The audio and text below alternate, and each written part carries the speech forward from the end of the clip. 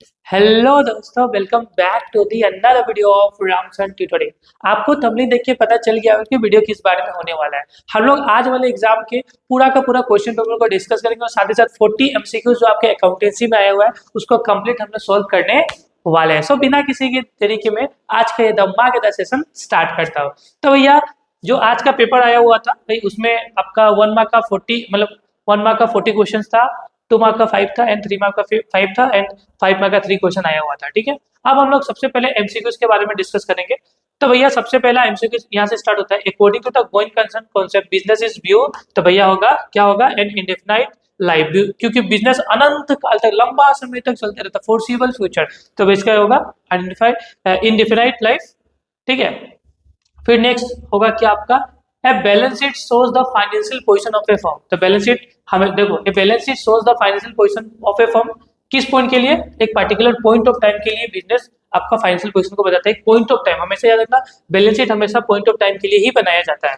ठीक है, फिर नेक्स्ट होगा आपका, हाँ यहाँ पे, तो यहाँ पे देखो, recording of the business transaction in a systematic way is called, क्या होगा, बुक कीपिंग इसका आंसर होगा, अकाउंटिंग नहीं होगा। ठीक है, देखो मैंने अपने वीडियो में अकाउंट जो जो भी लोग मेरे वीडियो देखे होंगे तो उसमें मैंने अपना एमसीक्यूज वाले क्लासेस में अकाउंटिंग लिख दिया था। तो बाय मिस्टेक वो मेरा टाइपिस्ट का मिस्टेक था और मे भी फ्लो में मैंने अकाउंटिंग पढ़ा दिया था। बट एक्चुअली मैंने क्या किया था, आपको पिन कमेंट में बुक कीपिंग लिख के दिया हुआ था। जिन्होंने पिन कमेंट देखा होगा वहां पे पता चल गया कि बुक कीपिंग इसका राइट आंसर है। ठीक है, तो सम टाइम हमारे से भी मिस्टेक हो सकता है, हमारे टाइपिस्ट से भी मिस्टेक हो सकता है। आप लोग मिस्टेक मत करना, आप लोग थोड़ा बहुत पढ़ के जाना। ठीक है ना, तो हमेशा टीचर पर डिपेंड होना जरूरी नहीं है, सम टाइम हम लोग से भी मिस्टेक होता है। ठीक है ना, तो आज जैसे मुझसे मिस्टेक हुआ, जिन्होंने अगर बुक कीपिंग लिखा हो तो भैया सही है, अगर जिन्होंने अकाउंटिंग लिखा तो भैया वो तो गलत हो गया ना। तो हमेशा आराम से करना और हमेशा कमेंट पढ़ के जाया करो, कमेंट देखा करो कि अगर कुछ गलती भी हो गया तो पूरा वीडियो फिर से बनाना तो पॉसिबल नहीं है। तो हम लोग क्या करते हैं कि कमेंट में पिन कर देते हैं कि भैया ये आंसर हम लोग से गलती हो गया, आप लोग देख सकते हो वहां से। तो भैया ऐसे हम लोग से भी मिस्टेक हुआ है। तो आप लोग जिन्होंने मेरा कमेंट देखा होगा तो भैया उन्होंने बुक कीपिंग लिख के आया होगा, लेकिन जिन्होंने मेरा कमेंट पिन कमेंट नहीं पढ़ा होगा तो भैया वो तो अकाउंटिंग ही लिख के आए होंगे। तो भैया ये गलत है, तो इसका आंसर राइट आंसर क्या है भाई, बुक कीपिंग है। ठीक है ना, the amount drawn by a business for is personal use, तो भैया सबको पता है कि अगर पर्सनल यूज के लिए मालिक बिजनेस से पैसा निकालता है तो भैया उसको क्या बोलते हैं, हम लोग ड्राइंग बोलते हैं। फिर in India the accounting standard board was set up in the year 1977। ठीक है, मैंने मैक्सिमम जो भी आपको एमसीक्यूज कराया था उसी में से कॉमन गिरा हुआ है, इसलिए मैं बोलता हूँ कि हमारे चैनल को सब्सक्राइब कीजिए, अपने दोस्तों के साथ शेयर कीजिए, जिससे कि आप सभी को बढ़िया बढ़िया आंसर एंड क्वेश्चन इंपॉर्टेंट मिल जाए एग्जाम के रिगार्डिंग, और आपका मार्क्स भी बहुत अच्छा है। तो इसलिए मैं बोलता हूँ कि भैया चैनल को सब्सक्राइब करना और शेयर करना जरूरी है, तो शेयर करो भाई। ठीक है, फिर नेक्स्ट हम लोग का, which of the following is a cash transaction. Cash transaction भैया sale of goods cash transaction होता है।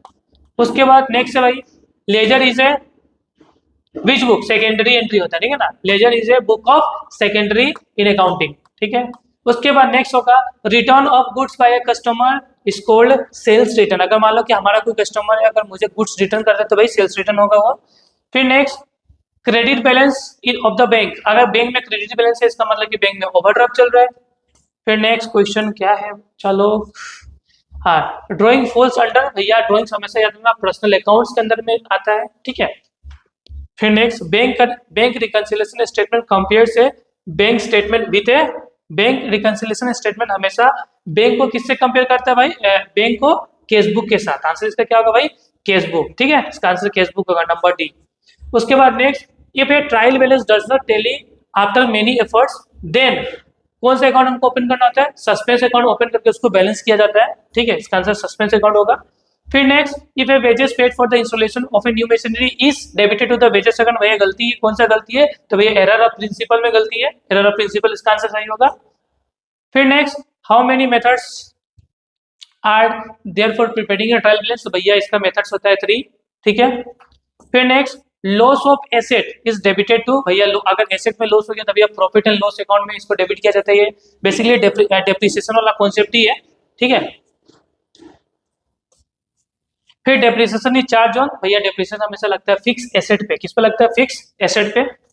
फिर next, which are the following methods of depreciation is not recognised by the income tax law, तो भैया कौन सा होगा भैया इसका,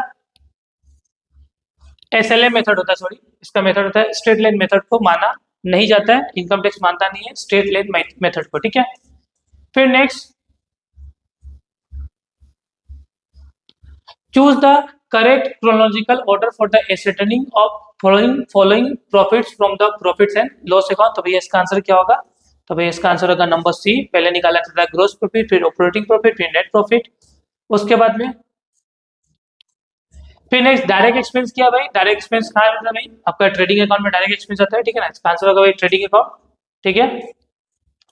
फिर generally incomplete records are maintain by, इसका आंसर होगा ट्रेडर। जनरली इनकम्प्लीट इन्फॉर्मेशन कौन मेंटेन करता है भाई? ट्रेडर मेंटेन करता है। कौन करता है भाई?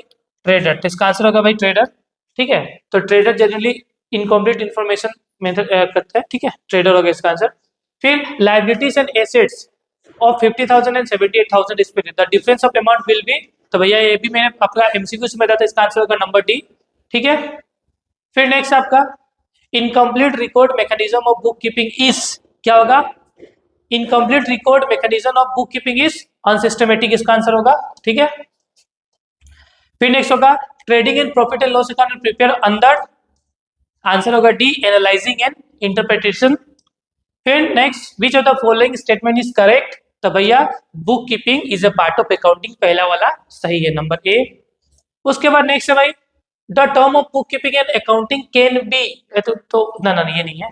तो नेक्स्ट क्वेश्चन 25 है, a liability arises because of credit transaction. Credit transaction बढ़ता है तो भैया लायबिलिटीज अराइज होता है, ठीक है। उधारी मतलब क्रेडिट में उधारी बढ़ेगा तो भैया लायबिलिटीज बढ़ेगा ना। विच of the following is not qualitative feature of accounting? तो भैया इसका आंसर होगा कंप्लीटनेस, ठीक है। The pioneer of accounting is, तो सबको पता है बच्चा बच्चा का लुका पेशोली।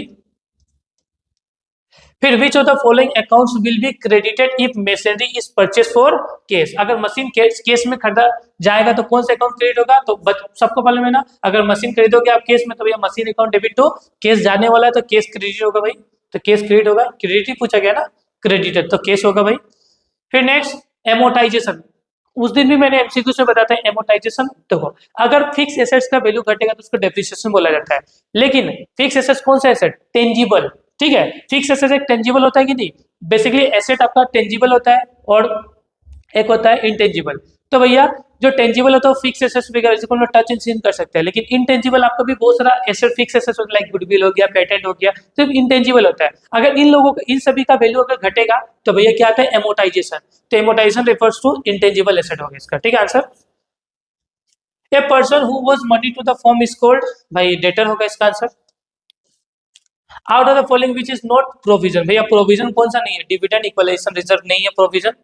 उसके बाद the term of financial statement covered, देखो बेसिकली फाइनेंशियल स्टेटमेंट क्या क्या कवर करता है? तो भैया profit and loss statement cover करता ही है, balance sheet and profit and loss statement सही कवर करता ही है। अगर अब तो हाई में चले, सेकेंड ईयर में चले जाओ तो profit and loss appropriation account भी कवर करता है, बैलेंस शीट भी कवर। इसका आंसर मेरे हिसाब से ऑल ऑफ द एबव भी लिखना होना चाहिए, ठीक है। लेकिन कोई कोई ने क्या किया answer balance sheet and profit, first के हिसाब से देखोगे तो profit and loss balance sheet भी सही है, लेकिन ऑल ऑफ द एबव ज्यादा एप्रोप्रिएट इसका आंसर होता है।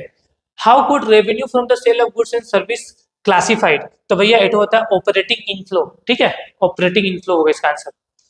फिर next which of the following would not affect the bank reconciliation statement? तो भैया डिस्काउंट रिसीव हमारे बैंक स्टेटमेंट को कुछ भी इफेक्ट नहीं पहुंचाता, इफेक्ट नहीं पहुंचाता है।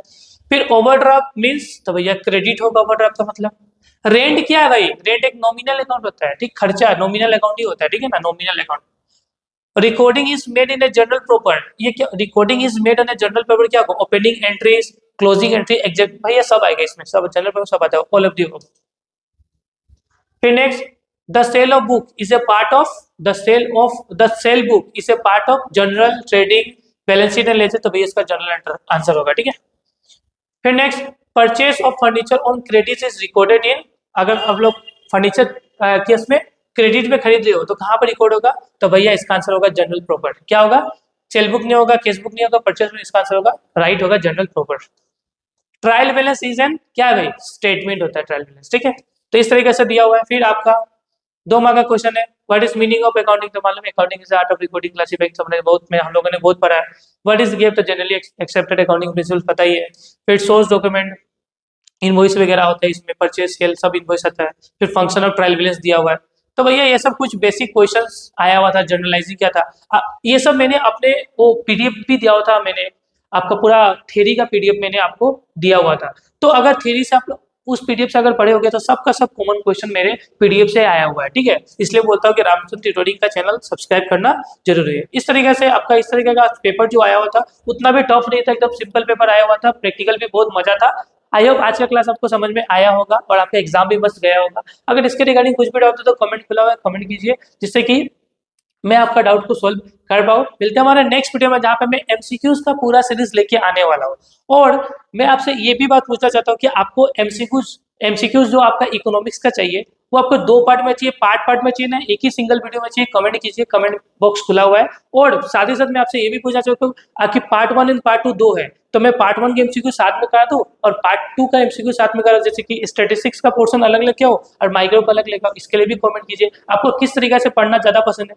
तो मिलता है हमारे नेक्स्ट वीडियो में जहाँ पे मैं और भी इंपॉर्टेंट इन्फॉर्मेशन आपके साथ शेयर करने वाला हूँ। तो मिलता है हमारे नेक्स्ट वीडियो में।